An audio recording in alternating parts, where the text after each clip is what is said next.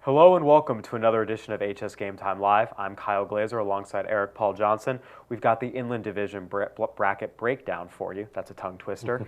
Eric, a lot of great teams in this division. I'm mostly intrigued by the top half. You have Rev, Citrus Hill, Rancho Verde, all in that top portion of the bracket.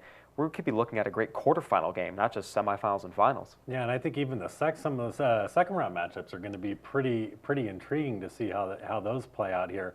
I mean, obviously this is thank goodness Centennial and Vista Murrieta are no longer here division. I mean, this is a division that has been won by the Southwestern and/or Big 8/Mountain View League every year since 2004. So this is an opportunity for some of these other leagues to have a shot to win, and some other leagues like the Mountain Pass that have stepped up from other divisions to win. They've had some good tradition in the past. So definitely a wide open division that's full of all 16 teams from the inland area. So it is going to be exciting to see how this plays out. You know, the two leagues that are kind of making the biggest jump in terms of the quality of opponents they'll see are the San Andreas League and the Mountain Pass League. That's San Gorgonio and Citrus Hill. What do you think each of those teams is capable of here in the Inland Division bracket? You know, I definitely think Citrus Hill definitely has that, championship history, and they expect to win. You talk to the Zomalt brothers over there, they're just like, okay, it's business as usual here.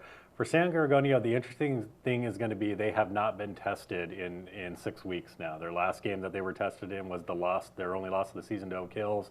They just rolled through league play, and they haven't had to play more than a quarter or two. So how are they going to do once the competition steps up? They should be okay in this first round, even though Cajon is an interesting matchup, former league opponents going at one another. So that's the big question for San G. Are they prepared for this? You know, I want to talk about Citrus Hill for a second. I've seen all the Inland Division contenders. I'm a firm believer that Redlands East Valley is the best team in this division, talent-wise, coaching-wise, intangibles-wise. But I like the way Citrus Hill matches up with them. When I see those two teams, I think Citrus Hill is really the only team that has the talent at every level, at every position group, as well as that swagger, as well as that mental strength, as well as the coaching. I think that teams like Heritage and Poly and Rancho Verde all have aspects that are very good. I think Citrus Hill is the only one that can match Rev. So I'm looking at that potential semifinals matchup. That's a really darn good one. Yeah. And on the other side of the bracket, Poly and Heritage are both undefeated teams. They could end up facing each other in the semifinals.